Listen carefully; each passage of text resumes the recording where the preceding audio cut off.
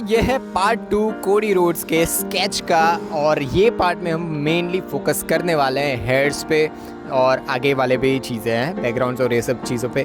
तो स्टार्ट ही करेंगे हम हेयर्स से, पर उसके पहले भाई सब्सक्राइब कर दो, लाइक तो करना ही है। और कुछ कोई चीज़ है आपके पास, हाँ लाइक तो करना ही है। और कमेंट में लिख दो जो भी आपको चीज़ इस ट्यूटोरियल से सीखने मिली हो, या फिर अगर आपको नहीं भी पसंद आया तो डिसलाइक करके जाओ, ठीक है, होती है चीज़ें।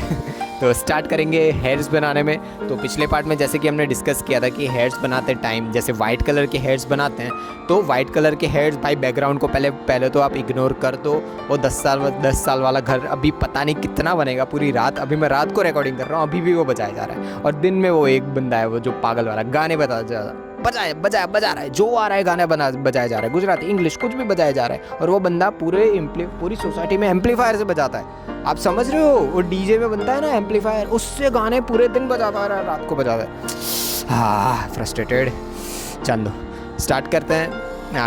कितना स्टार्ट करेंगे। हाँ तो मेनली हम हेयर्स पे थे। तो ब्लॉन्ड हेयर्स और वाइट हेयर्स बनाने में चीज़ें क्या होती है कि यूज़ करो पेंसिल भी कौन सी, मैकेनिकल पेंसिल या 2B पेंसिल से जो शेडोज़ बन रही है हेयर्स की, सिर्फ उन्हीं पार्ट्स को बनाओ।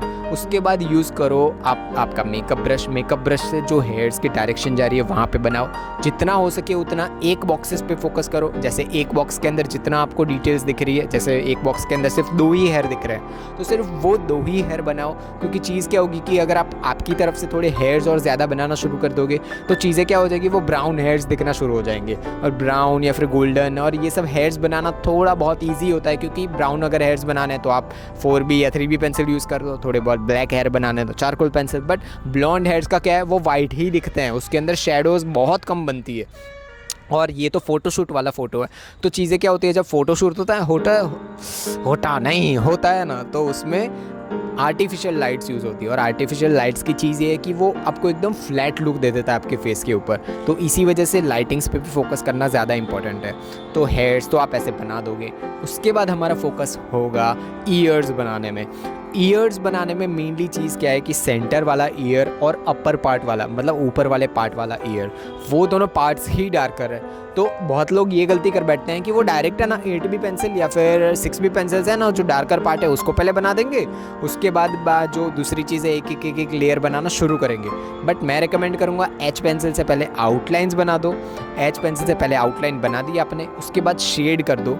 और हर बार क्या चीज़ मैं बोलता था कि पहले बेस लेयर को ब्लेंड करो, फिर से फर्स्ट लेयर बनाओ उसको ब्लेंड करो, सेकंड लेयर बनाओ उसको ब्लेंड करो। बट इस बार मैं थोड़ा बहुत चेंजेस ये ला रहा हूँ कि जैसे बेस लेयर मैंने H पेंसिल से बनाई, उसको शेड किया, देन मैं फिर से उसको ब्लेंड किए बिना ही फर्स्ट लेयर बना रहा हूँ 2B पेंसिल से। 2B पेंसिल जैसे ईयर के अंदर वाला पार्ट है, ऊपर वाला पार्ट है, वो थोड़े बहुत डार्कर है, ठीक है, तो उसमें 2B पेंसिल से थोड़ा बहुत डार्कर कर दिया। देन अगेन ईयर के नीचे वाला पार्ट है वो भी 2B पार्ट ही है, मतलब इतना ज़्यादा डार्क भी नहीं है, इतना ज़्यादा लाइट भी नहीं है, तो वहाँ पे 2B तो हेल्प हो गई। देन अगेन 3B पेंसिल से थोड़े बहुत और डार्कर पार्ट्स को ही मैं फोकस करूँगा। देन फाइनली ऐसे ही अपग्रेड करते करते जब 6B तक आएगा, 6B या 8B, तो सबसे ईयर के सबसे ऊपर वाला पार्ट अगर आप फोकस करो तो कम्प्लीटली डार्क है, ब्लैक नहीं बोल सकते उसे, बट कम्प्लीटली डार्क है। तो उसको बनाने के लिए हमारी 8B पेंसिल यूज़ होगी। तो ऐसे लेयर बाय लेयर आप जब जाओगे तो आपको पहले तो ब्लेंड करने की इतनी ज़्यादा ज़रूरत पड़ेगी नहीं। और ब्लेंड भी अगर आप आपके उसके ऊपर थोड़ा बहुत आपका जो हम बोल सकते हैं कि मेकअप ब्रश या पेंट ब्रश यूज़ कर दोगे तो आपका क्या जो भी जितना पार्ट है, जैसे ईयर बना रहे हो या नोज़ बना रहे हो, तो आपका ये दोनों बहुत कम्प्लीटली बहुत ज़्यादा ब्यूटीफुल दिखेंगे। तो यही चीज़ है कि बहुत सारी अलग अलग टेक्निक्स होती है। मैंने पिछले वीडियो में ऐसा बता रखा था कि भाई बेस लेयर बनाओ, बेस लेयर को ब्लेंड करो, ये सब चीज़ें। बट होता क्या है, सारे आर्टिस्ट की सारी चीज़ें डिफरेंट होती है। बहुत अलग अलग दुनिया में बहुत ज़्यादा अलग अलग टेक्निक्स होती है। और बहुत लोग मुझे ये भी बोलते हैं कि आप ग्रिड टेक्निक ही यूज़ क्यों करते हो। भाई मुझे कोई और टेक्निक आती ही नहीं है। और उससे बड़ी बात भी ये है कि मुझे वो टेक्निक्स ट्राई नहीं करनी है। चीज़ क्या है कि अगर आप ग्रिड टेक्निक में मास्टर हो, अगर आपको बहुत अच्छे से वो टेक्निक बनाना आती है, आप टाइम इतना ज़्यादा कंज्यूम नहीं करते हो वो टेक्निक में, मतलब ग्रिड टेक्निक से आप बहुत अच्छे स्केचेस बना के दे रहे हो, तो आप क्यों अलग टेक्निक सीखने का ट्राई कर रहे हो। अगर आप बहुत बेसिक, आपने स्टार्टिंग से ही आपने गाइडलाइन टेक्निक, जैसे पहले गाइडलाइंस होती है, लाइन्स बनाते हैं लोग, और उसके बाद आपका फेस बनाते हैं, मतलब सर्कल बनाते हैं, उसके ऊपर स्ट्रेट लाइन्स बनाएंगे, ऐसे करके पूरा स्केच बना देते हैं। वो आपने बहुत सारे इंस्टाग्राम और फेसबुक और ये सब पे वीडियो वीडियोस भी देखे होंगे कि ट्रेन में एक बंदा सामने कोई बैठा होता है उसे भी बना देता है, देखा है आपने? तो वो कैसे गाइडलाइन टेक्निक्स और इसी से यूज़ करके बनाता है, बट वो टेक्निक्स भी अलग है, बट उसके अंदर वो रियलिस्टिक नहीं लगता है ना। वो आपको ड्राइंग लगेगी, भाई ये मेरी ड्राइंग एकदम मस्त है, बट वो क्या रियलिस्टिक होगी? नहीं, वो बहुत ज़्यादा ब्यूटीफुल है। कोई भी नहीं बोल सकता, अगर मुझे भी, मैं ट्रेन में बैठा हूँ, कोई मुझे वैसा स्केच बना के देगा, मैं बहुत ज़्यादा खुश हो जाने वाला हूँ। बट क्या वो रियलिस्टिक पोर्ट्रेट है, हाइपर रियलिस्टिक है? नहीं है, क्योंकि वो उसने 1 ग्रेड पेंसिल या 2 ग्रेड पेंसिल से ही थोड़ा बहुत डार्कर और वो सब चीज़ें बनाई है। बहुत अच्छा आर्टिस्ट है, बहुत अच्छे स्केचेस है, मैं नाम नहीं लूँगा, बट उसमें डिफरेंस है और ये सब चीज़ों में डिफरेंस है। तो ये सब चीज़ों पर आपको फोकस करना चाहिए, आपको आपकी चीज़ों पर फोकस करना चाहिए, दूसरों पर नहीं। तो अब हम स्टार्ट करेंगे जो हमारा नोज़ वाला पार्ट है वो। तो हम स्किन टेक्सचर पे बाद में आएंगे, पहले नोज़ वाला पार्ट है उस पर फोकस करेंगे। तो जो टेक्निक हमने ईयर बनाने में यूज़ की थी, सेम टेक्निक हम यहाँ पे भी यूज़ करेंगे। तो पहले बेस लेयर बना दो, 2B पेंसिल से आउटलाइन बना दो पहले तो नोज़ की।